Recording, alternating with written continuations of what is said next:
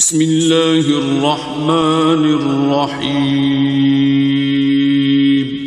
شروع اللہ کا نام لے کر جو بڑا مہربان نہایت رحم والا ہے۔ سوال، قربانی کس جانور کی دی جائے گی؟ کیا کٹے کی قربانی کرنا کیسا ہے؟ کٹا کھل گیا، ہر سال کھلتا ہے۔ دیکھیے، کٹے کے حوالے سے یعنی بھینس کے حوالے سے علماء کا اختلاف ہے موجودہ دور میں۔ پہلے ادوار میں نہیں تھا، موجودہ دور میں علماء کا اختلاف ہے۔ بعض علماء یہ کہتے ہیں کہ یہ گائے کی نسل میں سے ہے، بعض کہتے ہیں گائے کی نسل میں سے نہیں ہے۔ عرب جتنے بھی ہیں، پرانے عرب، صرف عرب لغوی نہیں بلکہ ائمہ دین بھی، وہ سارے یہی کہتے تھے کہ الجاموس نوع من البقر، یہ بھینس جو ہے گائے کی ایک نسل ہے۔ نسلیں مختلف ہو جاتی ہیں، شکلیں بھی مختلف ہو جاتی ہیں ایک نسل میں۔ جیسے بھیڑ اور دمبا ہے، آپ نے دیکھا ہوگا، دمبے کی ذرا اور چکی سی ہوتی ہے، بھیڑ کی نہیں ہوتی۔ اس طرح اگر آپ دنیا کے مختلف علاقے میں چلے جائیں تو وہاں آپ کو بھیڑوں کی بہت ساری قسمیں ملیں گی، حتیٰ کہ گائیوں کی بھی بہت ساری قسمیں ملیں گی، افریقن، امریکن، ہماری ساہیوال کی اور کوئی رشین، مختلف قسم کی۔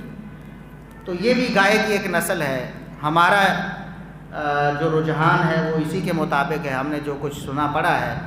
امام احمد بن حنبل یہ آج کا مسئلہ نہیں، امام احمد بن حنبل رحمۃ اللہ علیہ 241 ہجری میں فوت ہوئے، بڑے مشہور امام ہیں، تیسری صدی دوسری میں پیدا ہوئے، تیسری میں فوت ہوئے، بہت اعلیٰ درجے کے امام ہیں، محدث ہیں، فقیہ ہیں۔ ان سے پوچھا گیا کہ کیا بھینس کی قربانی میں بھی 7 بندے شریک ہو سکتے ہیں؟ یہ سوال نہیں ہوا کہ بھینس کی قربانی ہو سکتی ہے یا نہیں ہو سکتی، پوچھا گیا کہ کیا بھینس میں بھی، یہ گائے کی دوسری نسل ہے تو کیا اس میں بھی 7 بندے شریک ہو سکتے ہیں؟ تو انہوں نے کہا لا اعلم فیہ خلافا، میں نے آج تک اس میں کوئی اختلاف سنا ہی نہیں، اس میں بھی 7 ہی ہوں گے، گائے کی نسل جو ہے۔ تو اس لیے ہم یہی سمجھتے ہیں۔ باقی اگر کوئی بندہ یہ سمجھتا ہے کہ یہ گائے کی نسل نہیں ہے یا اس کو دلائل سمجھ نہیں آتے، وہ نہ کرے، کوئی ضروری تو نہیں ہے کہ اس نے بھینس کرنی، اور جس کو سمجھ آ گئی ہے وہ بھینس کی قربانی کر لے بغیر کسی شک و شبہ کے، لیکن برائے مہربانی یہ فتویٰ بازی جو ہے، فتویٰ بازی سے احتراز کرے۔ یہاں کیا ہے، میدان جنگ بن جاتا ہے، سوشل میڈیا بھی ان دنوں میں یہ کفر اسلام تک بات پہنچ جاتی ہے، فتوے لگ جاتے ہیں آپ کی قربانی نہیں ہوئی، جس نے کر لی ہے دلائل کی بنیاد پر کی ہے، انشاءاللہ اس کی قربانی بالکل صحیح ہے۔ جس کو نہیں سمجھ آتی وہ نہ کرے، اس کے لیے کون سی لازم ہے۔ قربانی کے گوشت کو کتنے حصوں میں تقسیم کیا جائے؟ یہ جو ہمارے ہاں مشہور ہے کہ قربانی کے گوشت کے 3 حصے کیے جائیں، ایسی بات قرآن و سنت سے قطعاً ثابت نہیں، بلکہ اگر ہم 3 حصے کریں گے تو بسا اوقات شریعت کی مخالفت لازم آتی۔ شریعت کا مقصود یہ ہے کہ قربانی کا گوشت مستحقین تک پہنچے۔ رسول اللہ صلی اللہ علیہ وسلم نے پہلے جب مسلمانوں میں تنگی تھی اور چند لوگ قربانی کرتے تھے، باقی لوگ قربانی نہیں کر سکتے تھے، تنگ دستی کا عالم تھا، تو آپ صلی اللہ علیہ وسلم نے منع فرما دیا کہ 3 دن سے زیادہ کوئی بندہ اپنے گھر میں قربانی کا گوشت نہ رکھے۔ 3 دن کے بعد قربانی کا گوشت کھانا حرام ہے۔ مقصد کیا تھا کہ گھر میں نہیں رکھنا تو ظاہر تقسیم کرے گا نا، مجبوری ہے، تو غریبوں تک، مسکینوں تک، یتیموں تک، مستحقین تک پہنچے گا۔ لیکن بعد میں جب مسلمانوں میں خوشحالی آ گئی تو رسول اللہ صلی اللہ علیہ وسلم نے اپنا وہ حکم واپس لے لیا، وہ ممانعت واپس لے لی، فرمایا کہ اب چاہو تو کھاؤ، گھر میں ذخیرہ کرو، کھلاؤ دوستوں کو، رشتہ داروں کو، غریبوں کو، یتیموں کو، مستحقین کو۔ آج ہم نے بھی دیکھنا ہے، اگر تو آپ کے سارے رشتہ داروں نے قربانی کی ہے، سارے علاقے نے قربانی کی ہے، کوئی غریب، کوئی یتیم، کوئی مستحق نہیں ہے، کوئی بیچارہ ایسا نہیں ہے جو سال ہر سال چھوٹا گوشت کھا ہی نہیں سکتا ہے، اس کو قربانی پہ نصیب ہوتا ہے۔ اگر ایسا کوئی نہیں ہے تو سارا کا سارا آپ فریزر میں رکھ لیں، کوئی فتویٰ نہیں لگے گا، سارا کھا سکتے۔ لیکن اگر مستحقین موجود ہیں، غریب یتیم مسکین موجود ہیں، تو پھر آپ پر لازم ہے کہ آپ ان کو بھی کھلائیں، خود بھی کھائیں، رشتہ داروں کو بھی کھلائیں۔ رسول اللہ صلی اللہ علیہ وسلم کے جو الفاظ ہیں، کلو وادخروا وَأَطْعِمُوا، کھاؤ بھی، کھلاؤ بھی، ذخیرہ بھی کر لو، اب تمہیں اجازت ہے، لیکن حالات دیکھ کر حالات بہت اچھے ہیں، ماحول بہت اچھا ہے، سارا کا سارا ذخیرہ کر سکتے ہیں، لیکن اگر لینے والے زیادہ ہیں بیچارے، پھر اپنے فریزر بھر کر آپ نے کون سی قربانی کی ہے؟ یہ جذبہ کون سا جذبہ تھا کہ آپ قربانی کا گوشت تقسیم کرتے وقت بھی آپ کا دل کے کچھ ہو رہا ہے دل کو کہ یہ لیگ پیس تو میرے پاس ہونا چاہیے، یہ ران میرے پاس، یہ دستی میرے پاس ہونی، یہ اپنا چانپے ہیں یہ بنوا کر رکھیں گے، یہ فلاں مہمانوں کے لیے قیمہ بنوا کر رکھیں گے، جبکہ مستحقین بیچارے منہ کو دیکھتے ہیں، جو بیچارے سفید پوش ہیں گھروں میں بیٹھے ہیں، آپ ان کے گھروں تک نہیں پہنچاتے، تو اللہ رب العزت نے آپ کا جذبہ دیکھ لیا ہے نا کہ کیا جذبہ تھا۔ اس چیز کا خیال کریں۔ پھر سوال کٹے کی قربانی کا ہے، کیا عشر کے دانے امام مسجد کو بطور اجرت دیے جا سکتے ہیں؟ دیکھیں، آپ نے ایک امام صاحب کو مقرر کیا ہے اور اس کی اجرت مقرر کی ہے، تو آپ اپنی دوسری کمائی سے وہ نظام پورا کریں، مسجد کے اخراجات، مسجد کے امام کی تنخواہ وغیرہ۔ اگر امام صاحب تنخواہ لے کر بھی سفید پوش ہیں، ان کے اخراجات پورے نہیں ہوتے، مسکین کے زمرے میں آتے، مسکین اسے کہتے ہیں جس کی آمدن اس کے بنیادی اخراجات کو پورا نہ کرے۔ بنیادی اخراجات سے مراد ایسے اخراجات ہیں جو ضروری ہیں، جن کے بغیر گزارا نہیں۔ کچھ آسائش کے اخراجات ہوتے ہیں، جس طرح یہ اے سی ہے، جس طرح اور معاملات ہیں، لیکن جو بنیادی اخراجات ہیں، کھانے پینے کے ہیں، پہننے کے ہیں، رہائش کے ہیں، بچوں کی تعلیم کے ہیں، یہ بنیادی اخراجات، ان کے بغیر گزارا نہیں ہے۔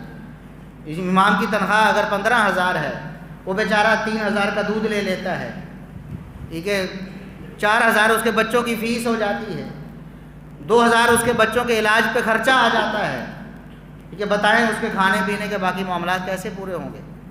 تو وہ مسکین ہے اگر اس کی آمدن اس کے بنیادی اخراجات کو پورا نہیں کرتی، پھر عشر، زکوٰۃ، صدقۃ الفطر، ہر چیز اس کے لیے روا ہے، اور وہ سب سے زیادہ مستحق ہے، کیونکہ وہ سب سے اعلیٰ عہدے پہ ہے، سب سے زیادہ اس کو ضرورت ہے۔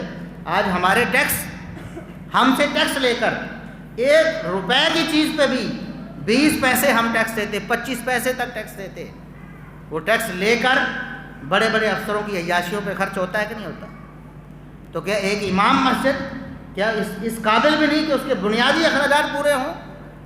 ہماری زکوٰۃ سے، ہمارے عشر سے سب سے بہترین مصرف ہے، تو وہاں اس کا خیال کریں، اور جو تنخواہ ہے وہ آپ لوگ اپنی جیب سے دیں، یہ آپ کا حق بھی ہے، آپ پر فرض بھی ہے۔ آپ کے گھر کے اخراجات پورے ہو جاتے ہیں نا، ہر مہینے ہوتے ہیں نا، تنگی سے بھی ہو جاتے ہیں، اور کبھی فراخی سے بھی ہو جاتے ہیں، کبھی موٹر پمپ خراب ہو جاتا ہے، 4,000 کا خرچہ پڑ گیا کہ نہیں، برداشت ہو گیا، گھر کا معاملہ ہے، چلانا ہے، تو یہ اللہ کا گھر ہے، اس کے اخراجات کو اسی طرح اپنا خرچہ سمجھیں، پھر انشاءاللہ ایسا کوئی مسئلہ پیش نہیں آئے گا۔ ہمارے گھروں میں بچے اور بڑے ارطغرل ڈرامہ دیکھتے ہیں، اس بارے میں کچھ بتا دیں، دیکھنا چاہیے کہ نہیں؟ کچھ کہتے ہیں کہ یہ اسلامی واقعہ ہے، دیکھ لینا چاہیے۔ دیکھیے، سب سے پہلے تو یہ جو ڈرامہ ہے یہ سارا جھوٹ پر مبنی ہے۔ اسلامی واقعہ کیا جھوٹا گھڑنا جائز ہے؟ ایک اچھی بات آپ جھوٹی گھڑ لیں، جائز ہو جائے گی۔ ہر حال میں سچ بولنا لازم ہے، کسی حال میں بھی جھوٹ بولنا جائز۔ یہ سارا کا سارا ڈرامہ جھوٹ پر مبنی ہے، تاریخ میں ایسا کچھ ثابت نہیں۔ یہ جو دکھایا جا رہا ہے، پہلی بات تو یہ جھوٹ پر مبنی ہے، اور ہم اپنے بچوں کو، بڑوں کو جھوٹ پر لگا رہے ہیں، جھوٹے واقعات، جھوٹی قصے کہانیاں سنا کر ان کو کس اسلام کی طرف لے کر آ رہے ہیں۔ دوسری بات، میوزک کا مسئلہ ہے، میوزک اسلام میں حرام ہے، سب کو پتہ ہے نا۔ کیا یہ ڈرامہ میوزک سے خالی ہے؟ کوئی بتائے، کیا میوزک نہیں اس میں؟ اور اس کی تو لوگوں نے ٹیونیں لگائی ہوئی ہیں میوزک کی، اس کے تو شروع میں میوزک ہوتا ہے، وہ شروع ہوتا ہے تو ٹھن ٹھن ٹھنا ٹھن سے شروع ہوتا ہے نا۔ میوزک اسلام میں حرام ہے، سننا حرام ہے۔ رسول اللہ صلی اللہ علیہ وسلم نے ساز کی آواز سنی تو کانوں میں انگلیاں دے، کانوں میں انگلیاں دے۔ آپ صلی اللہ علیہ وسلم نے اس کو سننا، حالانکہ آپ اپنے اختیار سے نہیں سن رہے تھے، غیر اختیاری طور پر آواز آ رہی، لیکن آپ نے اپنے کانوں میں انگلیاں دی۔ اس لیے یہ میوزک سراسر حرام ہے۔ اور تیسری بات، فحاشی ہے اس ڈرامے میں۔ کون کہتا ہے کہ وہ ڈرامہ اسلامی ہے؟ کیا اسلام فحاشی اور یعنی کی دعوت دیتا ہے؟ کیا وہاں عورتوں کا جو لباس ہے وہ اسلام کے لباس کے اصولوں کے مطابق ہے؟ بتائیں نا، کیا عورتوں کا لباس اسلامی ہے؟ نہیں۔ تو کیا غیر محرم عورت کو دیکھنا جائز ہو جائے گا؟ محمد الرسول اللہ صلی اللہ علیہ وسلم خاتم النبیین والمرسلین ہوتے ہوئے بھی عورتوں سے بیعت لیتے ہوئے ہاتھ سے بیعت نہیں لے رہے۔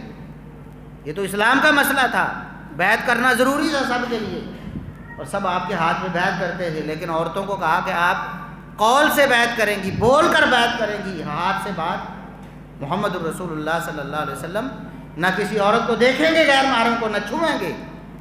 آج ہم کہتے ہیں یہ اسلامی ڈرامہ ہے، یہ کون سا اسلام؟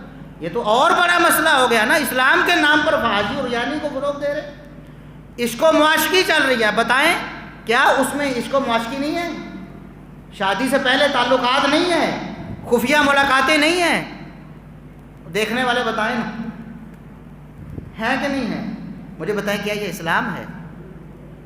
اور اس کے بعد تصوف کی دعوت ہے، شرک کی بدعت کی دعوت ہے، نعوذ باللہ، اللہ رب العزت کے ساتھ شرک ہے، رسول اللہ صلی اللہ علیہ وسلم کی تعلیمات سے انحراف ہے۔ یہ سارا کچھ اس ڈرامے میں موجود ہے۔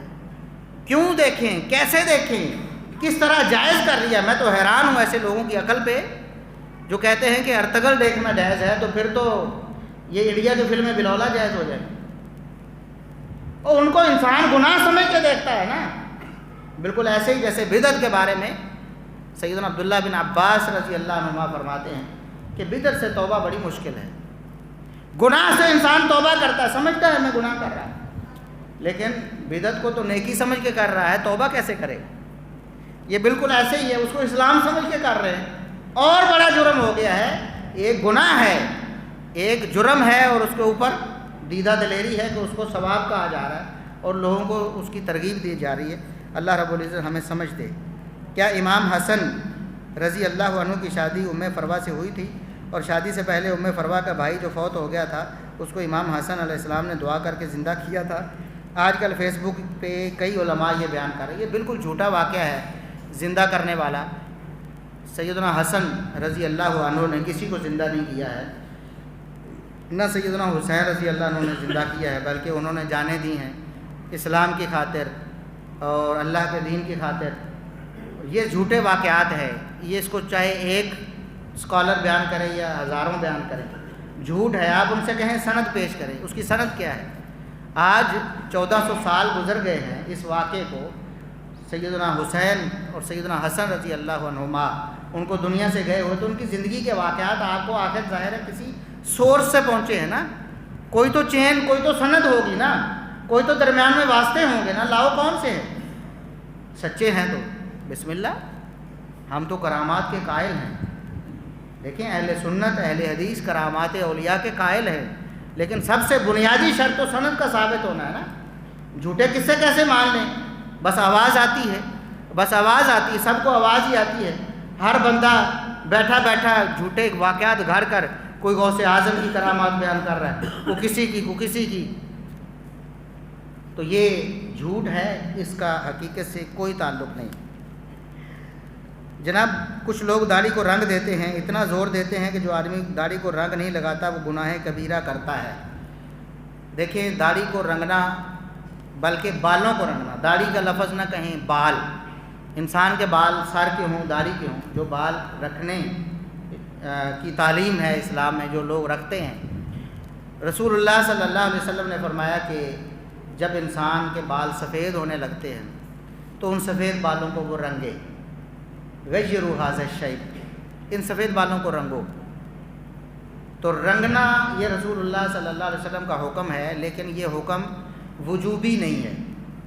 ایسا حکم نہیں کہ آپ نے لازم کر دیا ہو کہ جس نے نہ رنگا وہ گناہ گار ہو جائے گا، کیونکہ ایک تو رسول اللہ صلی اللہ علیہ وسلم کی اپنی سیرت، اپنی جو آپ کا طریقہ کار تھا، صحابہ کرام نے آپ صلی اللہ علیہ وسلم کے سفید بال دیکھے ہیں، صحابہ بیان کرتے ہیں ہم نے آپ صلی اللہ علیہ وسلم کی کنپٹی میں کچھ سفید بال دیکھے، بلکہ انہوں نے کہا کہ اگر میں گننا چاہتا تو گن بھی لیتا، چند ایک سفید بال تھے۔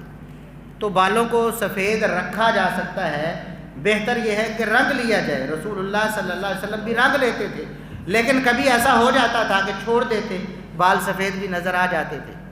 تو لہٰذا رنگنے کو فرض اور لازم کہنا اور نہ رنگنے والے کو گناہ کبیرہ کا مرتکب کہنا یہ اسلام میں زیادتی ہے، اور بلکہ یہ اسلام کے مقاصد کے بھی خلاف ہے اور رسول اللہ صلی اللہ علیہ وسلم کی تعلیمات کے بھی خلاف ہے۔ کئی ایک صحابہ کرام، تابعین، پھر تبع تابعین، ائمہ دین، ہمارے اسلاف وہ داڑھیوں کو سفید بھی چھوڑتے چلے آئے ہیں۔ سفید چھوڑنا جائز ہے، داڑھی کو رنگ لینا مستحسن ہے، بہتر ہے، ثواب ہے۔ انجینئر مرزا کے بارے میں کوئی ایسا بیان کریں، میرے چاچو ان کے پیروکار ہیں، ان کی باتوں میں آ گئے ہیں۔ دیکھیں، لوگ تو غلام احمد قادیانی کو باتوں میں بھی آ گئے۔ غلام احمد قادیانی جھوٹا دجال، ختم نبوت کا ڈاکو، جھوٹا مدعی نبوت، اس کائنات کا غلیظ ترین انسان، لوگ اس کی باتوں میں بھی آ گئے۔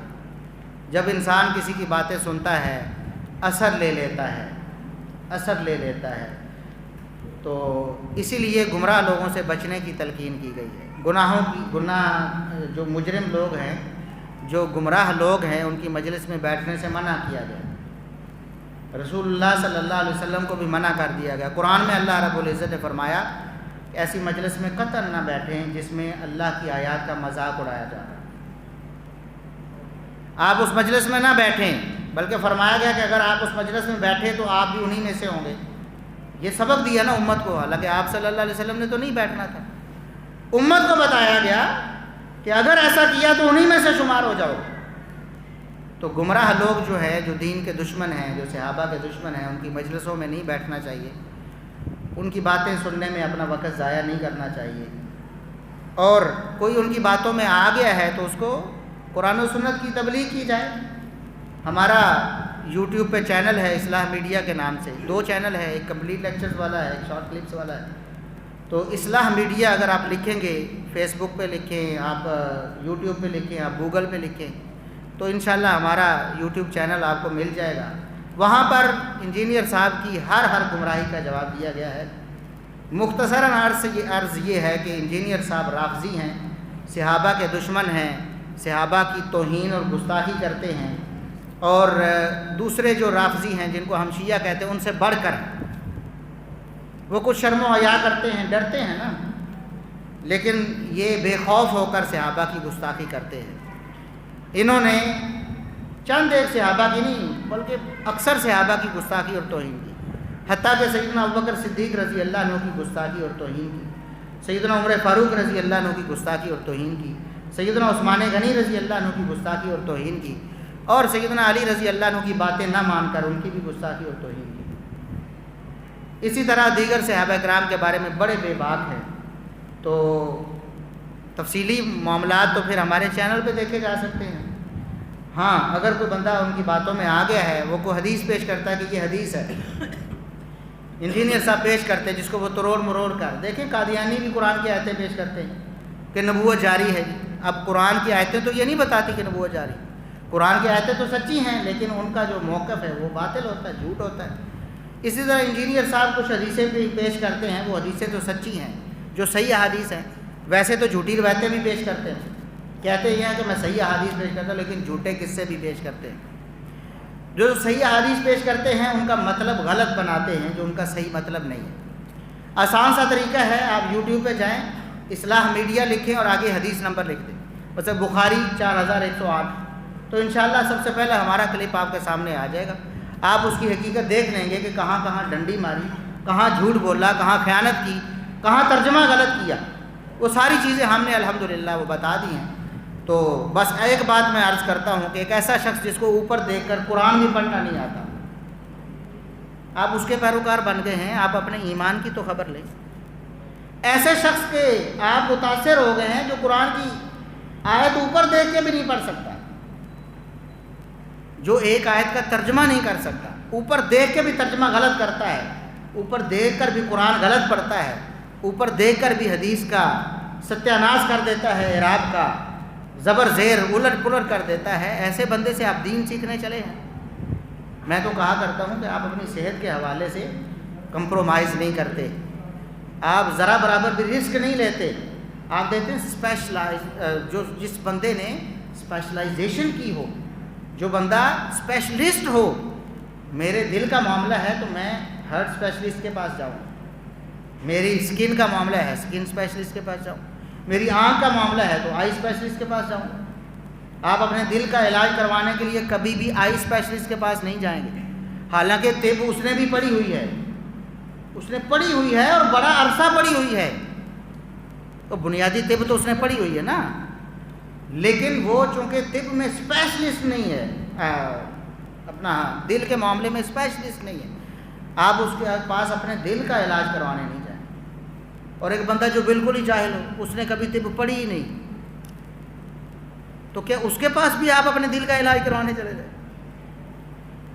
اس سے پہلے پھر آپ کو دماغ کا علاج کروانا ہوگا. اگر آپ اپنے دل کا علاج کسی ایسے بندے کے پاس جا کر کروانا شروع کریں جو طب کی میڈیکل کی کتاب کی ایک لائن نہیں پڑھ سکتا، بغیر ترجمے کے ایک لائن نہیں سمجھ سکتا، اس کے پاس اگر آپ دل کا علاج کروانے چلے گئے ہیں تو آپ کو دماغ کے علاج کی ضرورت ہے. تو جو بندہ قرآن کریم کی ایک آیت اس کا ترجمہ نہیں کر سکتا، بغیر ترجمے کے اس کو سمجھ نہیں سکتا، بلکہ قرآن کریم اوپر دیکھ کے صحیح پڑھ نہیں سکتا، اس کے پاس آپ اپنے ایمان کے معاملے میں چلے گئے ہیں، صحابہ کرام جیسے نازک مسئلے میں، یا ایمانیات جیسے، یا توحید جیسے، یا عقائد جیسے معاملات اس سے سمجھنا شروع کر دیا ہے، تو پھر آپ اپنے دماغ کا علاج کریں، کہ پھر آپ کا دماغ خراب ہو گیا ہے. کیوں آپ ایسے شخص، بھئی آپ دل کا علاج کرواتے تو آپ اسپیشلسٹ کے پاس جاتے ہیں، آپ کے ایمان کا مسئلہ ہے تو آپ اسپیشلسٹ کے پاس کیوں نہیں جاتے، علماء سے رابطہ کیوں نہیں کرتے؟ اور جو عالم ہے، جس نے ساری زندگی علم پڑھا ہے، دین کو سمجھتا ہے، اس کے پاس جائیں. اب بہانہ جہلی علماء تو سو ہیں، علماء کرائم ہیں، علماء کرام کی جگہ علماء کرائم ہیں، یہ مجرم علماء ہیں، ہم ان کے پاس کیوں جائیں؟ ٹھیک ہے بھی زمانہ برا ہو گیا، لوگ برے ہیں، انہی لوگوں میں سے علماء ہوتے، علماء بھی برے ہوں گے. تو کیا ڈاکٹر برے نہیں ہیں؟ لوگوں کی زندگیوں سے کھیلنے والے، گاڑی حاصل کرنے کے لیے بیرون ملک کے دورے حاصل کر غلط دوائیاں لکھ کے نہیں دیتے، یہی ڈاکٹر دیتے ہیں نا.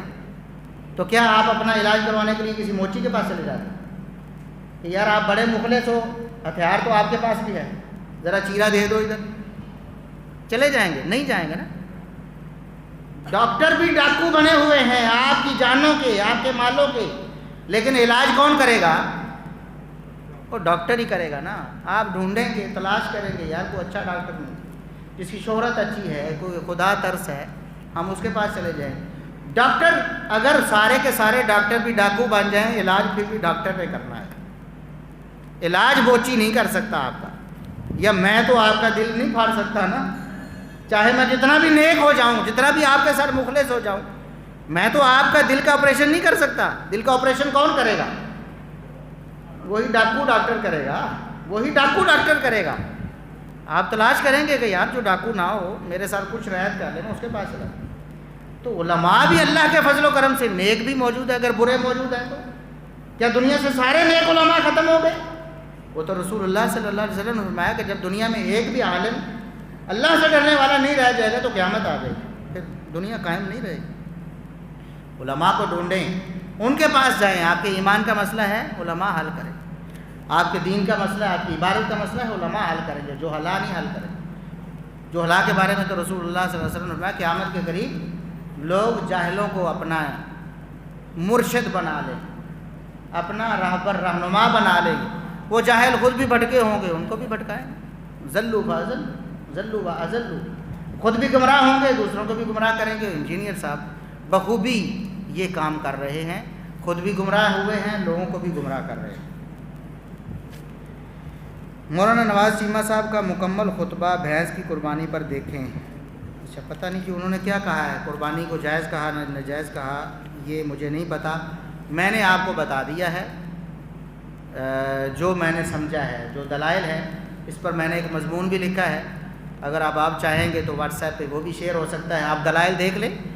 کوئی ایسا مسئلہ تو نہیں کفر اسلام کا یا توحید شرک کا مسئلہ ہے کہ آپ نے ضروری حل کرنا ہے کہ نہیں جی ایک ہی ہونا چاہیے، فیصلہ ہو جانا چاہیے. آج کچھ معاملات ایسے ہوتے ہیں، اختلاف رہتا ہے، گنجائش رہتی ہے. آپ جس کو اچھا سمجھتے ہیں، جو دلائل آپ کو اچھے لگتے ہیں، آپ اس پر عمل کریں. یہاں کچھ مفتیان کے نام لکھے ہوئے ہیں، جیسے شیخ الحدیث حافظ عبد المنان نور پوری رحمۃ اللہ علیہ، مفتی عبدالستار حماد صاحب حافظہ اللہ تعالیٰ اور دیگر کے، اگر مفتیوں کے نام شمار کریں تو ہمارے پاس 40 سے بھی زیادہ ہو جائیں گے، موجودہ دور کے بھی، ہمارے اسلاف میں سے بھی، اور میں نے امام احمد بن حنبل رحمۃ اللہ علیہ کا حوالہ پیش کیا نا، امام احمد بن حنبل چھوٹے مفتی تھے، ٹھیک ہے، اور اس کے علاوہ بھی شیخ الاسلام ابن تیمیہ رحمۃ اللہ علیہ، ان کے دادا بہت بڑے عالم تھے، بہت بڑے مفتی تھے، ان کا بھی فتویٰ موجود، اس دور میں بھی فتوے موجود ہیں، بعد کے ادوار میں بھی آج بھی بڑے بڑے علماء ہیں۔ مولانا عبداللہ امجد چھتوی رحمہ اللہ تعالیٰ بہت بڑے شیخ الحدیث علامہ عالم دین تھے، وہ کہتے تھے، وہ تو زور دیتے تھے، کہتے تھے بڑا اچھا ہے آپ کٹھے کی قربانی کریں، گوشت بھی اچھا ہے، ثواب بھی اچھا ہے، کہتے تھے بالکل جائز ہے۔ اس طرح اور بھی علماء کہتے ہیں، تو علماء دونوں طرف ہیں، وہ تو میں نے بتا دیا ہے۔ تو بہرحال اس میں آپ سختی نہ برتیں، جو سمجھ آتا ہے اس کے مطابق۔ نیل گائے کی قربانی ہو سکتی ہے، دیکھیں قرآن میں قربانی کے لیے بہیمۃ الانعام کا لفظ آیا ہے، یہ بڑا اشکال ہے کہ اگر بھینس کی ہو سکتی ہے تو نیل گائے کی کیوں نہیں ہو سکتی، اگر بکری کی ہو سکتی ہے تو پھر ہرن کی بھی کریں آپ۔ بہیمۃ الانعام کا لفظ کس پر صادق آتا ہے؟ بہیمۃ الانعام کہتے ہیں پالتو مویشیوں کو، کن کو کہتے ہیں؟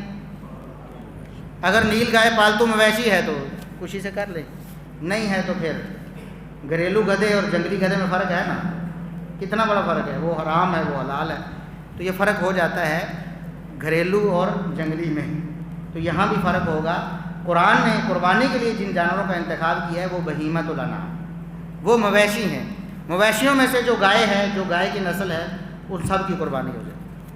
گائے کی قربانی رسول اللہ صلی اللہ علیہ وسلم سے ثابت ہے، جبکہ کٹا گائے کی نسل سے ثابت کرنا مشکوک ہے۔ دیکھیں مشکوک تو کوئی نہیں، اگر کسی کو لگتا ہے تو اس کی سمجھ ہے، لیکن یہ جو اشکال ہے نا کہ رسول اللہ صلی اللہ علیہ وسلم سے گائے کی قربانی ثابت ہے، بھینس کی قربانی ثابت ہے، بھئی دیکھیں گائے کی کچھ نسلیں جو عرب علاقے میں تھیں، آپ نے وہی قربان کرنی تھی، جو اس وقت بھی افریقہ میں تھیں، ہوں گی نا گائیں افریقہ میں، جن کو آپ بھی گائے کہتے ہیں، افریقن گائے، کیا وہ اس وقت مکہ یا مدینہ میں تھی؟ کوئی ثابت کر سکتا ہے کہ افریقن گائے کی قربانی رسول اللہ صلی اللہ علیہ وسلم نے کی؟ اس بھینس کے لیے جو لفظ عربی میں ہے نا وہ ہے جاموس، جو کہ فارسی سے گیا ہے، اصل میں تھا گاؤ بیش، یعنی فارسی علاقے کی گائے۔ کیا فارسی علاقے کی؟ جس طرح افریقن گائے ہے، امریکن گائے ہے، فارسی گائے ہے، سمجھ گئے؟ تو کیسے ہوتی؟ اس علاقے میں تھی ہی نہیں۔ اب اگر آپ کہیں کہ پہاڑی بکرا کیا رسول اللہ صلی اللہ علیہ وسلم نے کیا ہے، جو ہمارے پاس پہاڑی بکرا، پھر تو آپ بکروں کے بھی پابندی لگائیں گے، پھر عربی بکرا ہونا چاہیے، عربی اونٹ ہونا چاہیے۔ اونٹوں کی ہزاروں قسمیں دنیا میں موجود ہیں، کیا آپ عربی اونٹ لائیں گے جو رسول اللہ صلی اللہ علیہ وسلم نے کیا ہے؟ یہ تو بات دور تک چلی جائے گی۔ بہرحال جو بات تھی وہ میں نے بتا دی ہے، اور صحت کے لیے دعا کا کہا گیا ہے شیخ عبد القدیر صاحب کی طرف سے، اور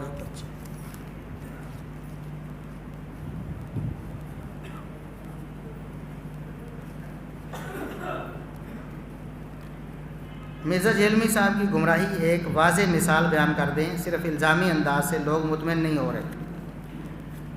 میں نے بتایا ہے کہ اگر میں تفصیل بیان کروں تو وقت زیادہ ہو جائے گا۔ میں نے بتایا ہے کہ صحابہ کرام کے گستاخ ہیں، مرزا صاحب صحابہ کرام کے گستاخ ہیں۔ قرآن نے صحابہ کو جنتی کہا ہے نا، وَكُلًّا وَعَدَ اللَّهُ الْحُسْنَى، سورہ حدید آیت نمبر 10۔ اللہ نے فرمایا اللہ نے سب کو جنت کا وعدہ دیا ہے۔ مرزا صاحب سب صحابہ کو جنتی نہیں مان، کہتے ہیں کچھ جنت میں چلے جائیں گے، کچھ جہنم میں جا کر جنت میں جائیں گے، نعوذ باللہ ثم نعوذ باللہ۔ اب یہ قرآن کریم سے انحراف ہے۔ اب قرآن کی اس آیت کا ترجمہ کرتے ہوئے وہ ڈنڈی مارتے ہیں۔ ڈنڈی کیا مارتے ہیں کہ وَكُلًّا وَعَدَ اللَّهُ الْحُسْنَى، فرمانے باری تعالیٰ تو یہ ہے کہ سب صحابہ کو جنت کا وعدہ دے دیا گیا۔ وہ کہتے ہیں سب صحابہ کو آخر کار جنت، الٹیمیٹلی وہ جنت میں چلے جائیں۔ ہم کہتے ہیں یہ آخر کار یا الٹیمیٹلی کس بات کا ترجمہ، کس لفظ کا ترجمہ ہے؟ کسی لفظ کا ترجمہ تو نہیں ہے، یہ وہ خبث باطن ہے جو صحابہ کرام کی دشمنی ان کے ذہن میں چھپی ہے، دل میں، اس کا وہ اظہار کرتے ہیں۔ اس کے بعد اللہ رب العزت نے سب صحابہ کے بارے میں فرمایا کہ رضی اللہ عنہم ورضوا عنہ۔ یہ سورہ توبہ کی آیت نمبر 100 ہے، والسابقون الاولون من المہاجرین والانصار والذین اتبعوہم بإحسان رضی اللہ عنہم ورضوا عنہ۔ ایک تو السابقون الاولون ہیں جو پہلے اسلام لائے، جن کی بڑی خدمات ہیں، وہ بھی والذین اتبعوہم بإحسان، اور جو ان کے بعد ایمان لے کر آئے، رضی اللہ عنہم ورضوا عنہ، اللہ ان سب سے راضی ہو گیا، وہ سب اللہ سے راضی ہو گئے۔ مرزا صاحب کہتے ہیں کہ سب صحابہ سے اللہ راضی نہیں، یہ دوسرا قرآن کریم کی آیات کا انکار۔ تیسرا، صحابہ کرام کی عزت و ناموس وہ مسلمانوں کے درمیان اتفاقی ہے، اور جو بات اتفاقی ہوتی ہے اس پر دلائل نہیں سنے جاتے، اس کے خلاف دلائل نہیں سنے جاتے۔ دیکھیں ختم نبوت اتفاقی مسئلہ ہے نا، کیا محمد الرسول اللہ صلی اللہ علیہ وسلم کے بعد کوئی نبی آ سکتا ہے؟ نہیں آ سکتا۔ اگر کوئی قادیانی کہے کہ میں آپ کو قرآن کی 10 آیتیں سناتا ہوں کہ نبوت جاری ہے، تو کیا آپ اس سے سنیں گے؟ ہاں سناؤ، قرآن ہے نا۔ اگر کوئی بندہ اس نیت سے اسے کہے کہ ہو سکتا ہے اس کی بات ٹھیک ہو، قرآن سننے میں کیا حرج ہے؟ وہ تو گیا ایمان سے، کیونکہ ختم نبوت سے ایمان ختم کر کے وہ سمجھ رہا ہے نا کہ شاید ہو سکتا ہے نبوت جاری ہو۔ ختم نبوت اتفاقی مسئلہ ہے، حتمی مسئلہ ہے، اس کے خلاف آپ دلائل سن سکتے ہیں۔ اگر آپ نے دلائل سن لیے اس لیے کہ شاید ہو سکتا ہے یہ سچے ہوں، آپ تو فارغ ہو گئے ایمان سے، کیونکہ ایمان میں تردد اللہ رب العزت کو پسند نہیں، ایک ذرا برابر بھی لچک نہیں ہے، وہ بالیقین ہونا چاہیے۔ تو صحابہ کرام کی ہستیاں ایسی ہیں جو متفق علیہ ہیں۔ ابو بکر صدیق رضی اللہ عنہ، ان کی صداقت، امانت، دیانت اور ان کی خلافت پر سارے مسلمان متفق ہیں، کوئی ایک مسلمان دنیا میں نہیں، کافر تو ہوتے ہیں، وہ تو محمد الرسول اللہ صلی اللہ علیہ وسلم پر بھی اعتراضات کرتے ہیں، ابو بکر پر بھی، عمر پر بھی، صحابہ پر، مسلمانوں پر۔ ابو بکر صدیق رضی اللہ عنہ کی خلافت سب مسلمانوں کے ہاں اتفاق ہے کہ صحابہ کرام نے آپ صلی اللہ علیہ وسلم کے بعد جو یہ فیصلہ کیا کہ آپ ہی خلیفہ بنیں گے، یہ بالکل درست اور صائب فیصلہ تھا، اور اسی میں اسلام کی اور مسلمانوں کی بھلائی تھی، اور وہ فیصلہ ہو گیا۔ بلکہ وہ فیصلہ رسول اللہ صلی اللہ علیہ وسلم کا بھی فیصلہ تھا۔ یہ صحیح بخاری کی حدیث ہے، صحیح مسلم میں بھی موجود ہے، الفاظ صحیح مسلم کے ہیں کہ آپ صلی اللہ علیہ وسلم نے اپنی وفات سے کچھ دن پہلے سیدہ عائشہ صدیقہ رضی اللہ عنہا سے کہا کہ ادعی لی ابا بکر ابا کی واخا کی، میرے پاس اپنے والد ابو بکر کو اور اپنے بھائی عبد الرحمن بن ابی بکر کو بلاؤ، میرا دل کرتا ہے کہ میں لکھ کر کچھ دے جاؤں۔ یہ جو لوگ کہتے ہیں نا کہ جو حضرت عمر نے لکھنے سے روک دیا تھا، نبی پاک صلی اللہ علیہ وسلم تو علی کی خلافت لکھوانا چاہتے تھے، خلافت بلا فصل۔ اب یہ صحیح حدیث ہے بخاری مسلم میں کہ آپ کیا لکھوانا چاہتے تھے؟ آپ نے فرمایا اپنے والد ابو بکر کو اور اپنے بھائی عبد الرحمن کو بلاؤ، میں چاہتا ہوں کچھ لکھوا دوں، مجھے یہ بات کھٹک رہی ہے، اور مجھے یہ خدشہ ہو رہا ہے کہ میرے بعد کوئی کہنے والا، یہ دعویٰ کرنے والا دعویٰ کرے، کوئی تمنا اور لالچ کرنے والا یہ لالچ کرے اور کہے آنا اولا، میرا زیادہ حق بنتا ہے، خلافت تو میری بنتی، اس لیے میں چاہتا ہوں کہ میں لکھوا دوں۔ پھر آپ صلی اللہ علیہ وسلم نے منع فرما دیا کہ چھوڑو، رہنے دو، اللہ رب العزت نے میرے دل میں یہ بات ڈال دی ہے۔ کیا بات ڈال دی ہے؟ مجھے یہ بات سمجھ آ گئی ہے کہ یدفع اللہ یا یأبی اللہ والمؤمنون الا ابا بکر، یدفع اللہ والمؤمنون الا ابا بکر، کہ نہ اللہ نے ابو بکر کے علاوہ کسی کو پسند کرنا ہے، نہ مومنوں نے ابو بکر کے علاوہ کسی کو، لہٰذا لکھنے کی ضرورت ہے۔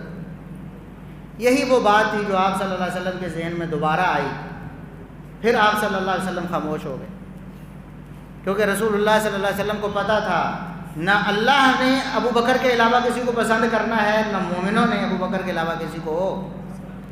اچھا، یہ رسول اللہ صلی اللہ علیہ وسلم فرما کے گئے ہیں کہ مومن کیا کریں گے؟ ابو بکر کو ہی منتخب کریں گے، پسند کریں گے خلافت کے لیے۔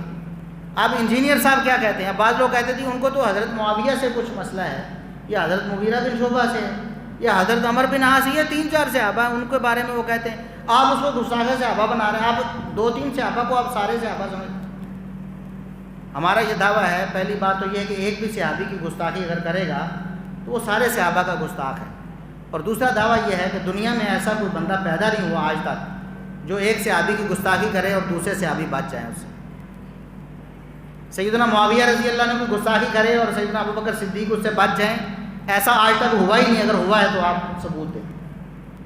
انجینئر صاحب پہلے یہی کہتے تھے نا، مجھے حضرت معاویہ سے مسئلہ ہے، مجھے فلاں سے مسئلہ ہے، میں تو عزت کرتا ہوں ابو بکر کی، عمر کی، عثمان رضی اللہ عنہ کی۔ اب انجینئر صاحب کیا کہتے ہیں، آن دی ریکارڈ، ان کے چینل پہ بھی پڑا ہوا، ہمارے چینل پہ بھی ہم نے ویڈیو بھی لگائی ہوئی ہے، وہ کہتے ہیں کہ سقیفہ بنو ساعدہ میں جو ہوا ہے، سقیفہ بنو ساعدہ میں کیا ہوا، صحابہ کرام ایک جگہ جمع ہوئے اور ابو بکر رضی اللہ عنہ کی خلافت پر انہوں نے بیعت کی، اختلاف ہوا نا، تو اتفاق ہو گیا ابو بکر صدیق رضی اللہ عنہ کا۔ تو کہتے ہیں سقیفہ بنو ساعدہ میں جو ہوا ہے، آج تک اسلام میں جتنی قتل و غارت ہو رہی اسی وجہ سے ہو رہی۔ اور اس سے بھی آگے کہتے ہیں کہ اگر ابو بکر صدیق آج زندہ ہوں تو اپنے انتخاب پہ خون کے آنسو روئیں، نعوذ باللہ ثم نعوذ۔ اب بتائیں، آپ کہتے ہیں کہ کوئی ایک بات بتائیں، چلیں ایک بات تو میں نے مثال کے طور پر 3 باتیں بتائیں، چوتھی بات آخری بات بتاتا ہوں کہ ابو بکر، عمر، عثمان رضی اللہ عنہم اور سیدنا علی رضی اللہ عنہ سب خلفائے راشدین ہیں، سب نے انتہائی امانت و دیانت کے ساتھ اپنی خلافت کو نبھایا۔ ان میں سے کوئی بھی ایک ایسا نہیں تھا جس نے اپنی خلافت میں کوئی بددیانتی کی ہو، یا کسی کا حق مارا ہو، کسی کی حق تلفی کی ہو، یا اسلام کے کسی اصول کی خلاف ورزی کی ہو۔ ہوا کیا ہے کہ انجینئر صاحب سے سوال ہوا، سوال کیا گیا کہ کیا خلفائے راشدین نے انصار صحابہ کو ان کا حق دیا ہے؟ انصار صحابہ کی حق تلفی تو نہیں کی کہیں خلفائے راشدین نے؟ کیا ان کو ان کا حق دیا ہے؟ انجینئر صاحب جواب دیتے ہیں کہ نہیں، خلفائے راشدین نے انصار کو ان کا حق، سوائے سیدنا علی رضی اللہ عنہ کے کہ انہوں نے ان کو ان کا حق دیا۔ اب بتائیں کہ ابو بکر، عمر، عثمان رضی اللہ عنہ کو حق تلفی کرنے والا، وہ بھی انصار کی حق تلفی کرنے والا، وہ انصار جن کے بارے میں محمد الرسول اللہ صلی اللہ علیہ وسلم نے فرمایا باقی لوگ تو میرا باہر والا کپڑا ہے، انصار میرا اندر والا کپڑا ہے۔ انصار تو میرے جسم سے چپکا ہوا کپڑا جس طرح ہوتا ہے، وہ جدا نہیں ہوتا۔ ساری دنیا کے سارے لوگ ایک طرف چلے اور انصار ایک طرف چلے، میں ساری دنیا کو چھوڑ کر انصار کے راستے پہ چلوں گا۔ یہ انصار ان کے بارے میں کہا جا رہا ہے، اور رسول اللہ صلی اللہ علیہ وسلم نے یہ بالکل فرمایا انصار کو کہ میرے بعد تمہاری حق تلفی ہوگی، تم نے صبر کرنا ہے، حتیٰ تلقونی علی الحوض، یہاں تک کہ حوض کوثر پہ مجھے ملنا ہے۔ یہ آپ نے فرمایا، لیکن خلفائے راشدین نے انصار کی حق تلفی، ابو بکر صدیق نے انصار کی کوئی حق تلفی، عمر فاروق نے انصار کی کوئی حق تلفی، اور عثمان غنی، عثمان ذو النورین نے انصار کی کوئی حق تلفی نہیں۔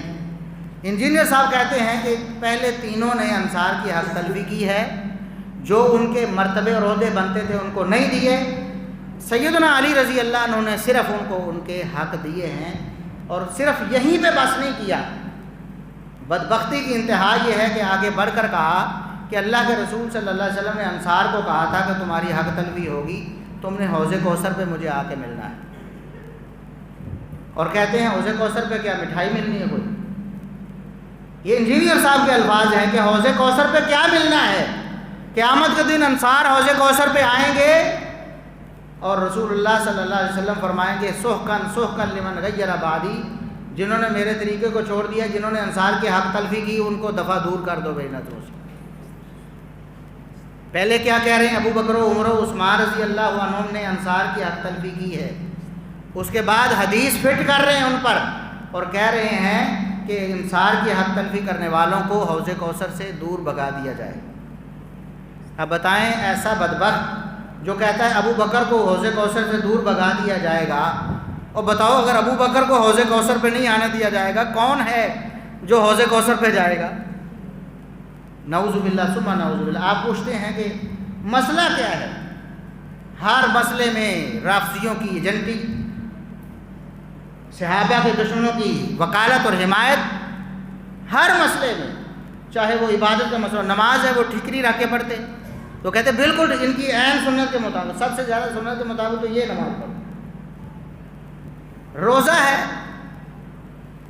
اہل سنت مسلمان رسول اللہ صلی اللہ علیہ وسلم کی حدیث پر عمل کرتے ہوئے کہ مسلمان اس وقت تک خیر پر رہیں گے جب تک جلدی افطاری کریں، یعنی سورج غروب ہوتے ہی فوراً افطاری کریں گے تو خیر پر رہیں گے۔